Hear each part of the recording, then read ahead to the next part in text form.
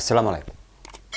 طبعا كل اللي هيشوف الفيديو هيبقى عارف انا هتكلم عن ايه. بعد يومين بالظبط من جوازها جوزها اتخلص منها. عايز اقول حاجة مهمة جدا. اختيار الاختيار الاختيار. كلنا دايما لما بنيجي بنعمل حاجة في حياتنا لازم نختار السكن، بنختار الاكل، بنختار الشرب، بنختار الزوجة، بنختار اهل الزوجة، بنختار حاجات كتيرة في بعض عشان ما يحصلش زي ما حصل لآية. آية اتجوزت وبعد 48 ساعة جوزها اتخلص منها حرفيا. وكل ده عشان ايه؟ عشان حاجة هقولها لكم دلوقتي. حاجة يعني مش عارف ذنب آية ايه وذنب امها ايه. اللي هوريكم صورة امها الحزينة واهلها، وهحكي لكم تفاصيل كتيرة عن آية وعن خاطر وعن زوجها القاتل اللي المفروض أهلها سلموه بنتهم علشان تبقى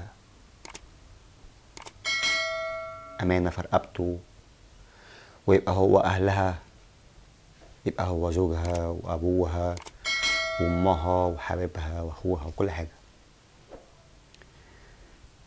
جوزها مرعاش ربنا فيها واستغل إنه الرغبة الجنسية اللي جواه والرغبة اللي جواه ما خلتهوش يقدر يتحمل ويستنى لحد ما يعرف هي جواها ايه من البداية. عايزكم تشتركوا في القناة وتعملوا متابعة على بيج الفيسبوك أحمد الباجوري عشان نكمل. آية اتجوزت حد جواز صالونات عادي، ودوت طبعا في جوازات منه كتيرة بتنجح، ولكن الزواجة أنا شايفها إن هي لا تصلح من الأول إطلاقا. آية اتجوزت ويوم الفرح تعبوا طبعا وعملوا فرح، وزي ما انتم شايفين آية زي القمر وضحكتها جميلة، وهوريكم زوجها يعني سوء الاختيار. عملوا فرح وتقريبا خلصوا الساعة 1 صباحا، وبعد ما خلصوا تقريبا لحد ما وصلوا البيت كانت الساعة 2 ونص، يعني في الوقت دوت. وطبعا حد داخل حياة جديدة، لا هو حد مش محترم ولا حد اللي هو مجرب قبل كده، والله اعلم. طبعا ما يعرفش المشكله تحديدا، بس دي المشكله اللي نقدر نتكلم عنها.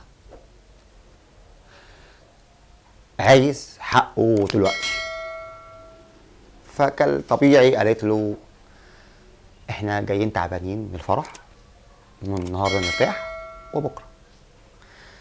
جت ناموا، وطبعا هي سلمت نفسها وسلمت امرها لله، وهي لو ما كانتش عايزه كانت نامت في اوضه وهو في اوضه، لكن هم ناموا وراحت في النوم وصحيت الصبح. امها جت فطرت معاهم، وبعد ما فطرت معاهم خد يا ابن الدهب بتاعك اللي انت جايبه لبنتي، انت اولى بيه. قال لها شكرا يا حاجه انا هزودها. الام اطمنت، طب انتوا كويسين مع بعض؟ اه كويسين. دخلت لبنتها قعدت معاها هما الاتنين، انتوا كويسين يا بنتي؟ اه كويسين. طب في حاجه؟ لا مفيش. طب ايه الاخبار؟ لسه يا ماما انا مكسوفه ومش مرتاحه وكمان ومش عارف ايه. واللي امها قالته بقى بنفسها ان هو عايز يعمل معايا حاجات محرمه،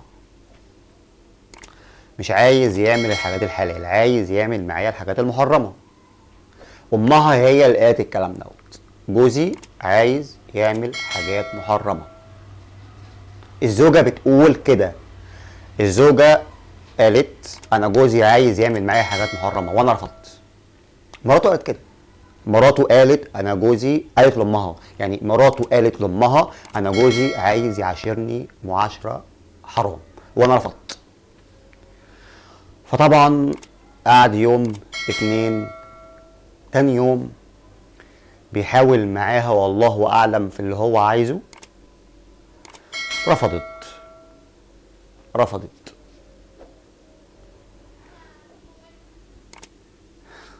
طب انت كزوج متجوز عشان حاجة الله اعلم حلال ام حرام وهي رفضوك، اقل حاجة هتكلم ابوها او امها، تعالي يا حاجة او تعالي يا حاج انا عايزكم تقعد معاهم، بنتكم رفضاني. في سلو الفلاحين كده والصعايدة في الحالة دي بيعملوا حاجات وانتوا عارفينها من غير ما اقول، علشان يخلصوا الحوار ده.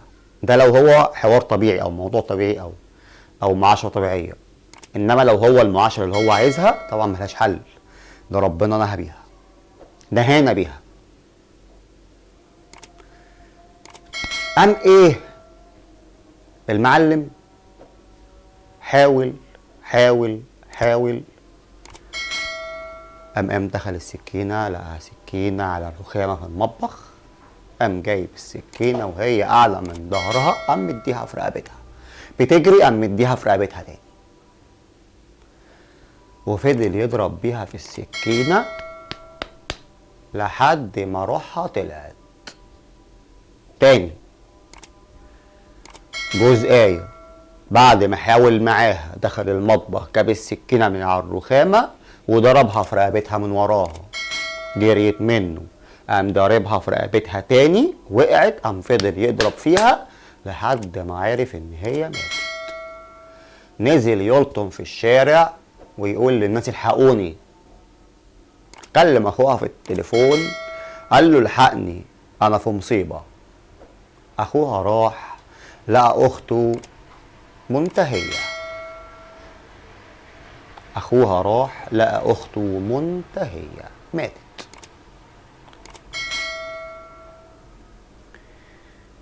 امها لما عرفت ان بنتها العروسة اللي لسه بقالها يومين 48 ساعة لا شيء ولا حد يصدق ماتت، ايه جالها جنان، عايزة قصاص. كأم طبيعية انا عايزة قصاص.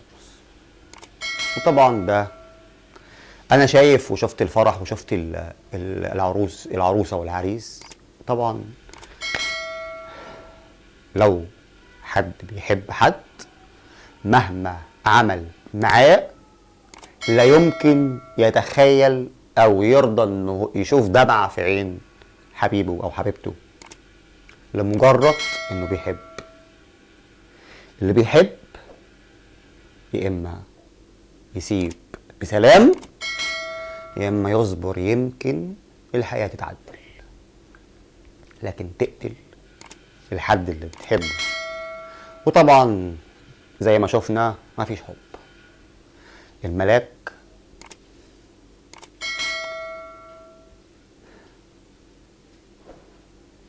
ماتت.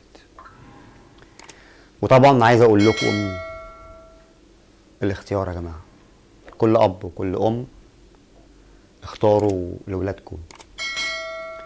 انت كأب جايلك حد لبنتك، اختار، ما تتسرعش عشان خاطر بنتك ممكن تتقتل، ممكن بنتك تموت، صاحب بنتك ممكن تكون في قلبها حد وهي مش هتقدر تقول لك، او هو مش جاهز، او الحد دوت بيلعب عليها ومش عايزها للجواز.